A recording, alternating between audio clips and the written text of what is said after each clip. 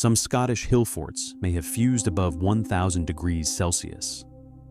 What kind of fire changes stone? Across 8 ruins, we follow burned walls, vanished cities, disputed evidence, and myths of impossible heat. Number 8. The Vitrified Forts of Scotland.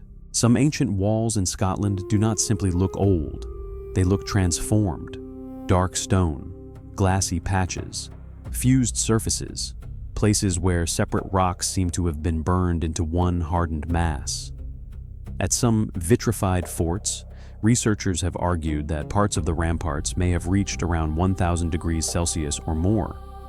That is not the heat of an ordinary campfire. That is furnace-level heat. And the strange part is not only that fire touched the wall, it is as if fire seems to have entered the wall deeply enough to change the stone itself. Across Scotland and parts of Europe, archaeologists have documented ancient hill forts where sections of stone ramparts were exposed to extreme heat. Some stones fused together. Some surfaces became dark and hardened. Some walls looked as if they had passed through a furnace and survived as something different. The first explanation is destruction. Many ancient ramparts were built with stone and timber. If wood inside the wall burned long enough, under the right conditions, the structure could trap heat. The wall itself could become a furnace. Fire would not just pass over the stones. It would move through them. It would breathe inside the rampart. But another possibility is harder to ignore. Maybe some vitrification was intentional. Maybe ancient builders discovered that fire could bind stone together. Maybe heat was not only the enemy of the fort, but part of its design. That idea is difficult, but it is not impossible. Experiments suggest vitrification can happen, but not easily. It needs the right stone, the right fuel, the right airflow, and enough time for heat to build inside the wall. That is why the Scottish forts are such a strong opening case. They do not need impossible weapons to feel strange. They only need fire, stone, timber, wind, and a method we no longer fully understand. Picture the night it happened, a hilltop glowing in darkness, timber roaring inside the rampart, smoke pushed sideways by the wind, people watching as a wall became something else. Were they attackers watching a stronghold burn? Were they builders controlling the heat? Or were they witnesses to a technique that vanished before anyone could write it down? The stones do not give a clean answer. They only keep the result. Scotland shows what fire can do when stone becomes part of the furnace. But in Egypt, the question becomes quieter. What if the treasure survives, while the real scar is buried underneath it? Number 7. Tanis. Tanis hid the royal treasure for about 3,000 years. Gold survived.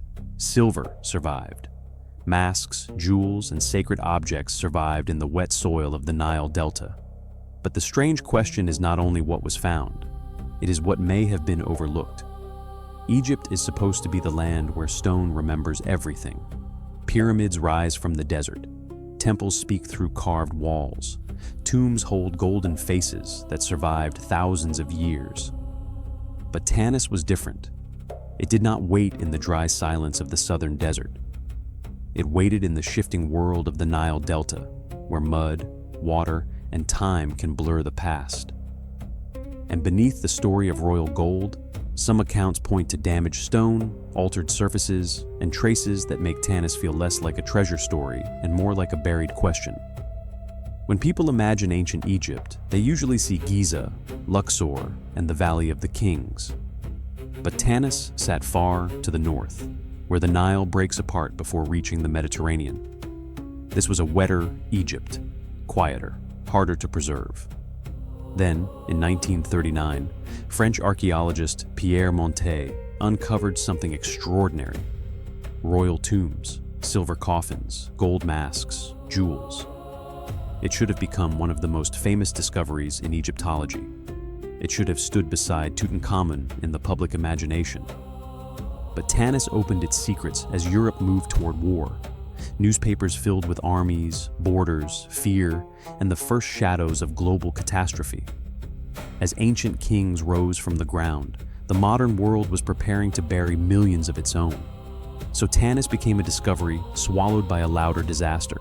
Its treasures were recorded, its tombs were studied, but the mythic spotlight passed it by. That is where Tanis becomes more than a treasure story. Because gold can survive and still fail to explain a place. A mask can shine for thousands of years, while the stones beneath it carry a darker, less readable memory. Egyptian stones rarely have one life. A single block may have been a temple, then a wall, then a ruin across 1,000 years. That is why Tanis is difficult to read. Gold survived, but the story around the stone became broken. If there are scars of heat at Tanis, they do not need to prove an impossible event to matter. They remind us that ruins are not clean pages. They are overwritten records marked by nature, people, disaster, and time. Tanis hid its gold for 3,000 years. But Chateau Vieux hides something older, and it may be hiding in plain sight.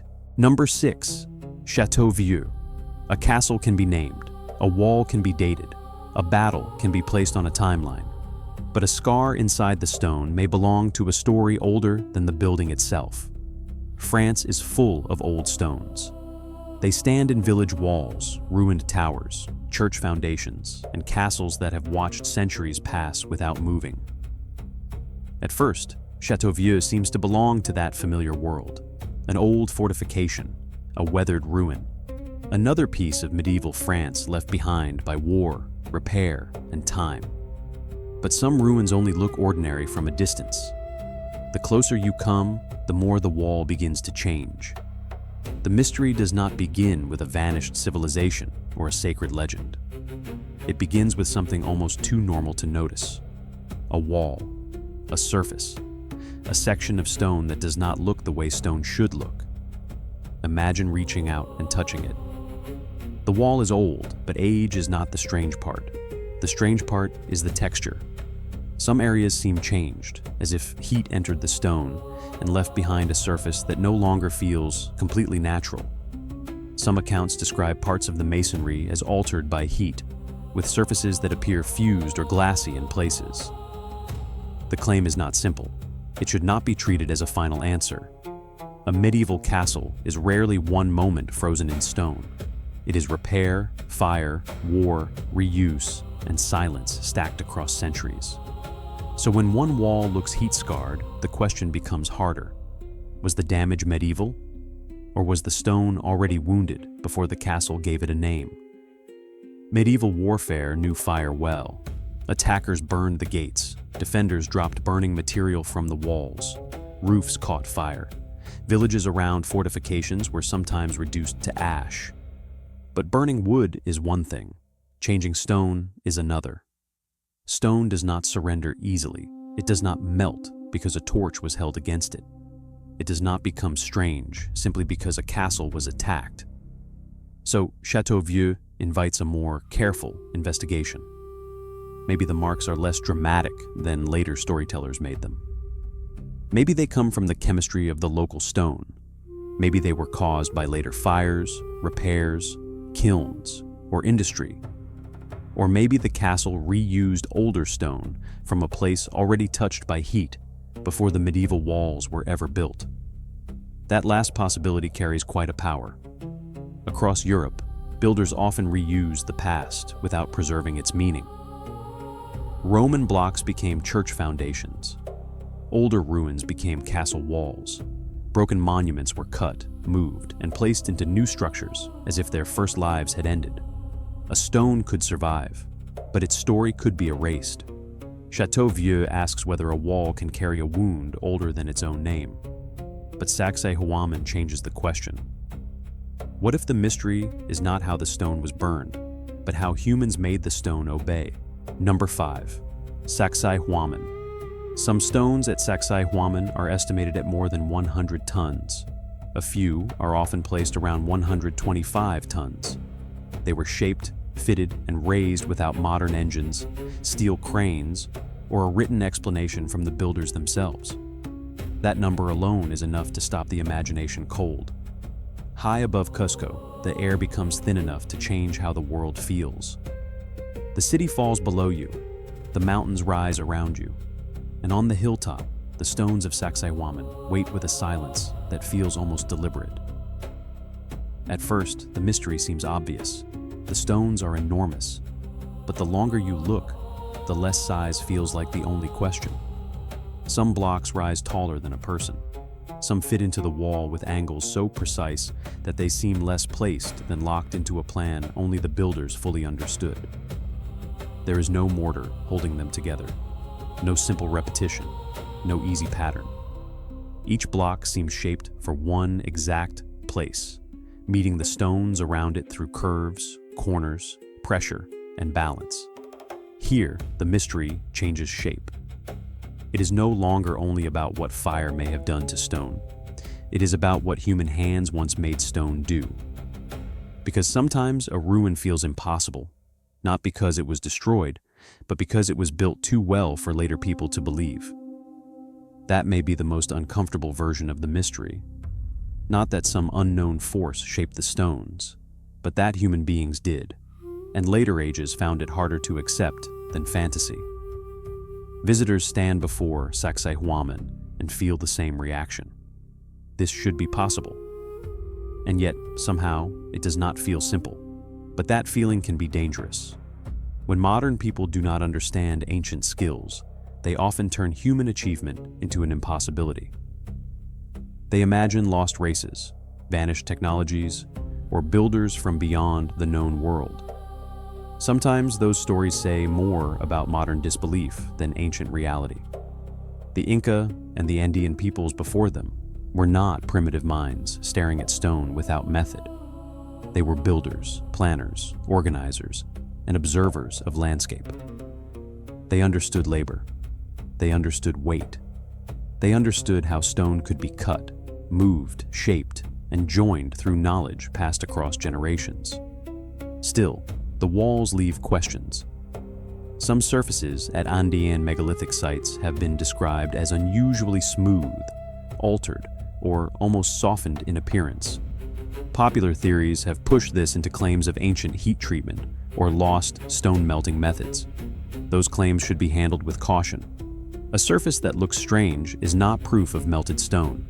Weathering, polishing, quarrying marks, mineral differences, restoration, and visual illusion can all change how rock appears to the eye. But even when the wilder explanations are set aside, Sacsayhuaman does not become ordinary. It becomes more impressive. Because then the wall is not evidence of fantasy. It is evidence of a society capable of turning difficult material into political power, sacred space, and lasting memory.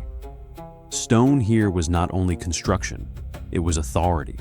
It told anyone who approached Cusco that this was not a fragile kingdom. This was a world organized enough to move mountains piece by piece. Sacsayhuaman turns stone into proof of human mastery, but Tel Halaf turns earth into a crime scene, a burned layer where a living world suddenly became evidence. Number 4. Tel Halaf. A destruction layer sounds clean, almost technical, but what it really means is simple. A lived place stopped being a home and became evidence. Tel Halaf takes us deeper.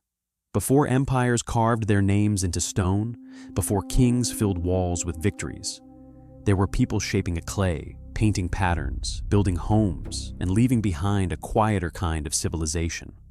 Not a civilization of monuments, a civilization of traces, pottery, foundations, buried rooms, and the thin dark line of a destruction layer. In the dry lands of northeastern Syria, beneath soil, sand, and centuries of silence, Tel Halaf waited. When it began to emerge again, it did not look like a place that belonged to a simple world. The site revealed traces of a culture old enough to feel almost unreachable. A culture of painted pottery, careful design, settlement, trade, and memory. Archaeologists gave an entire prehistoric period its name, the Halaf period. That detail matters, because when a site gives its name to an age, it is no longer just a ruin.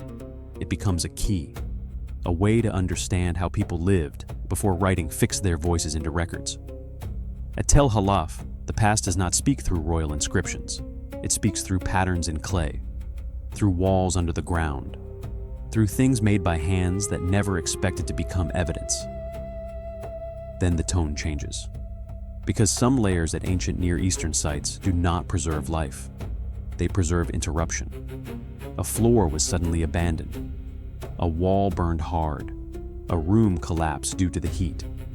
A settlement reduced to a line of ash.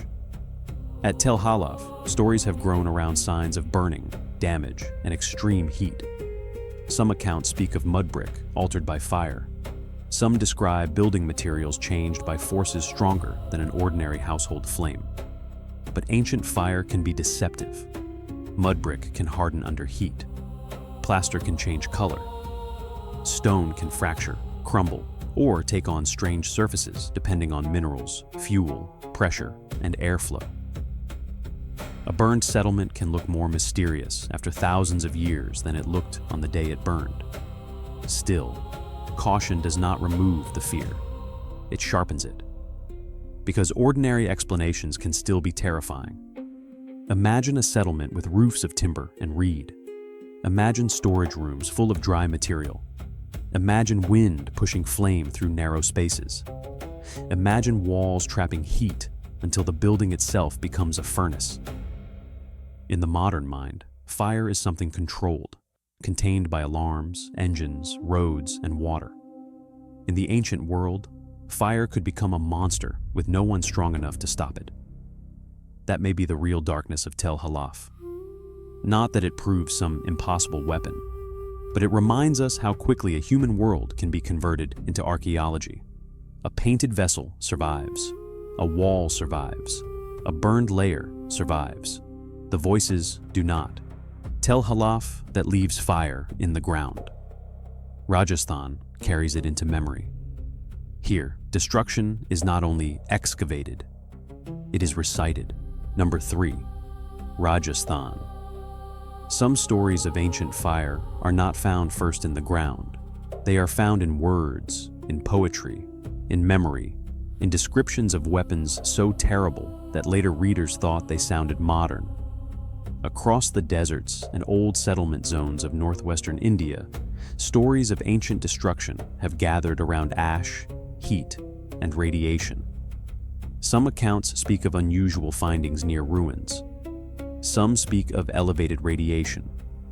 Some connect these claims to the great Sanskrit epics, where weapons of terrifying force appear in scenes of war and ruin. It is easy to understand why this case pulls people in. The images are unforgettable. A flash brighter than the sun. A battlefield no one dares to enter. Survivors marked by sickness. Food and water are made unsafe. A weapon that seems to belong less to bronze and iron than to the nightmares of the modern age. This is why Rajasthan is dangerous for a storyteller. Push too hard, and the story becomes fantasy. Pull back too far, and the ancient fear disappears. The better path is to stand between them, where myth is not treated as a machine, but not dismissed as empty either. Because myth is not evidence in the modern sense. But it is nothing. It is what people saved when ordinary language failed them. It is memory after it has passed through fear. Ancient texts are not technical reports. The Mahabharata is not a laboratory notebook. It is epic memory, philosophy, mythology, political reflection, and spiritual imagination carried through centuries. Its images can feel strangely modern, but resemblance is not proof. A poet can describe unbearable fire without describing a machine. A culture can remember devastation without preserving the physics behind it. A myth can hold the emotional truth of catastrophe, even when the material truth remains out of reach. That does not make the stories meaningless. It makes them more complex. Because when ancient people described world-ending weapons, they were not speaking from a world free of terror. They knew war. They knew burning cities. They knew plague, drought, hunger, poisoned landscapes, and the feeling that the gods themselves had turned away. The temptation is to read the past through our own fears. We see a blinding flash, and we think of nuclear fire. We see sickness after battle, and we think of radiation. We see forbidden weapons, and we imagine lost science. But perhaps the deeper question is not whether ancient India possessed the weapons of the modern world.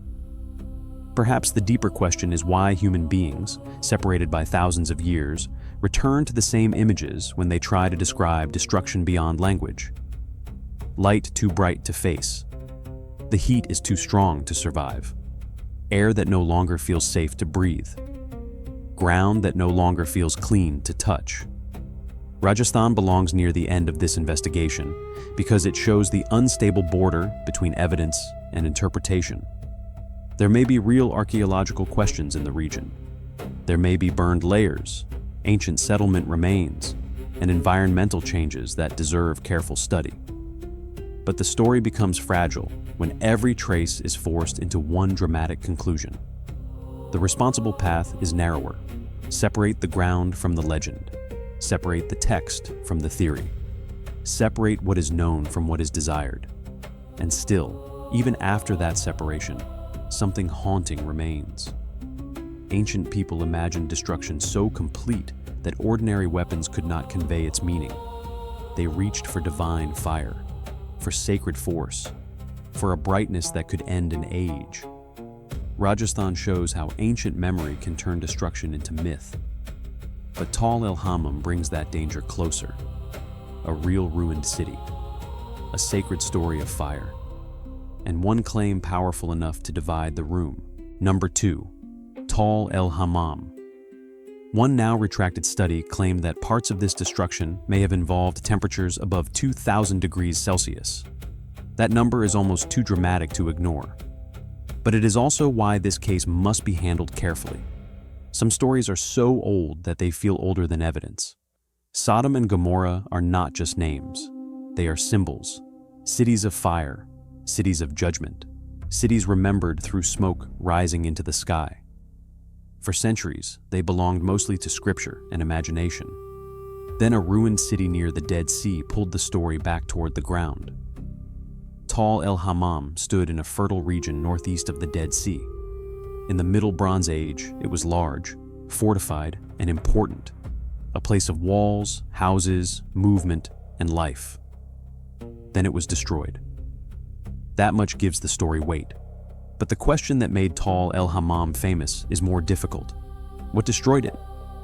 Some researchers argued that the damage pointed toward a cosmic airburst, a meteor or comet fragment exploding above the ground, a blast without a crater, a pulse of heat and pressure arriving from the sky. The idea was cinematic. It seemed to echo the ancient story of fire falling from heaven. It gave people a bridge between biblical memory and physical destruction. Burned layers, damaged pottery, shattered buildings, a city in the right region, a catastrophe powerful enough to become legend. For a moment, the case felt almost too perfect. And that is exactly where the danger begins. The perfect story is not always the truest story. Sometimes it is only the story our minds want most. A city destroyed, a sacred text full of fire, a landscape of salt, ruin, and memory. Everything seems to lean toward one answer. But history is rarely kind enough to be that clean. Other scholars challenged the interpretation. They questioned the analysis. They questioned whether the evidence truly showed an airburst. They questioned whether the story had moved faster than the science. The famous airburst claim was later retracted. That does not erase the site. It changes the meaning of the mystery. Tall el-Hammam becomes less useful as proof of a simple answer. It becomes more powerful as a lesson in how the past is interpreted. A city can be destroyed. A text can remember fire. A landscape can hold salt, ruin, and trauma. But connecting those things requires care. The human mind wants patterns, especially when a pattern feels ancient and sacred. If a text says fire came from the sky and a city shows violent destruction, we want the two to meet. We want the myth to become evidence. We want the evidence to give the myth a body. But history does not always allow that kind of closure. Maybe a real catastrophe lived behind the memory. Maybe generations preserved the emotional truth of disaster while reshaping the details. Maybe the Dead Sea region, with its salt, earthquakes, fires, and fragile cities, produced stories that felt like judgment because survival itself felt moral.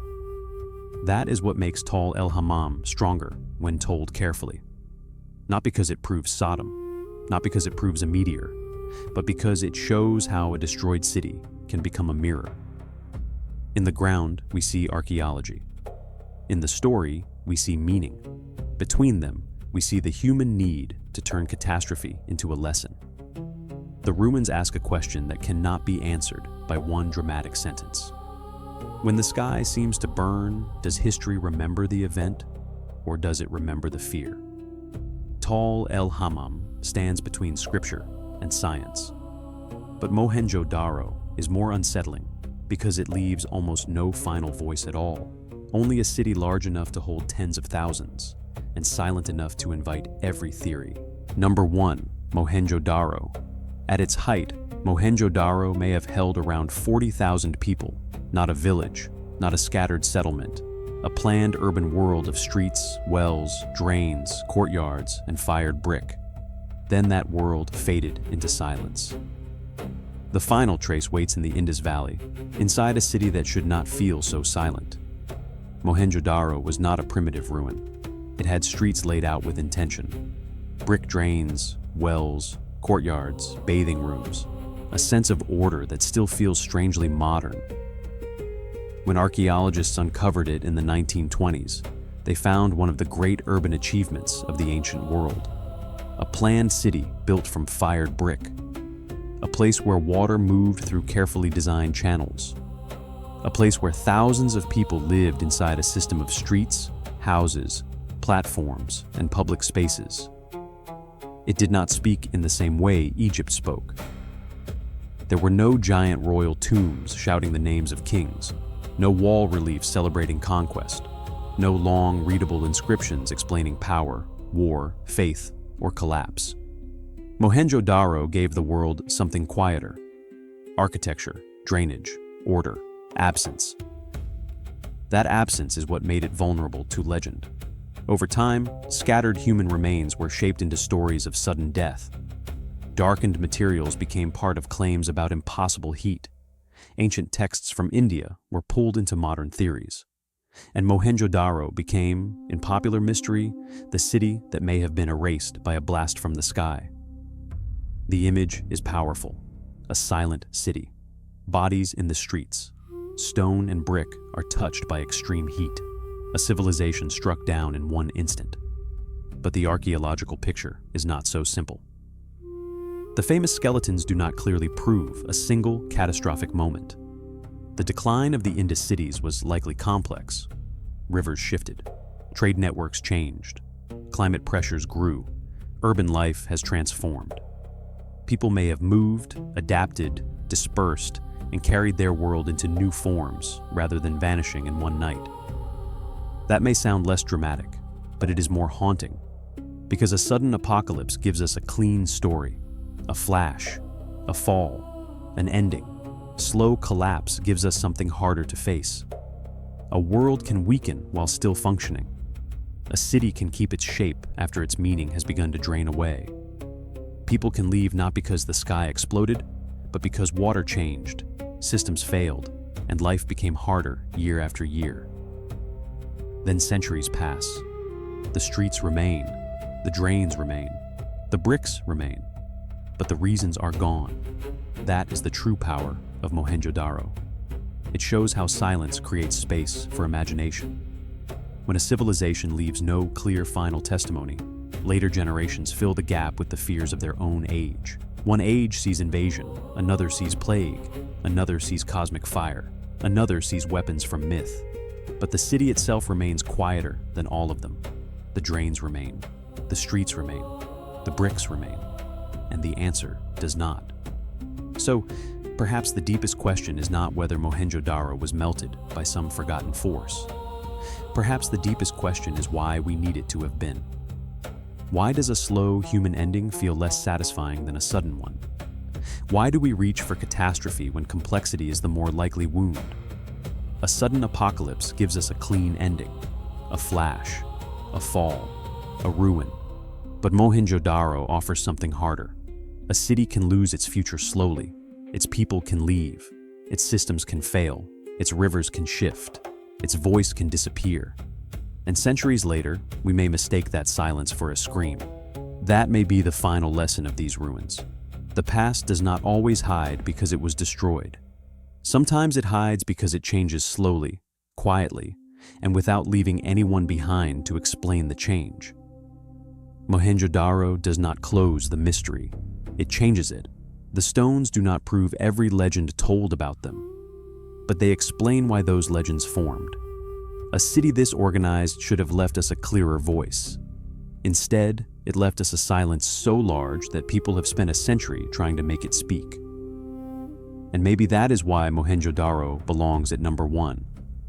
Not because it gives the most dramatic answer, but because it asks the most human question.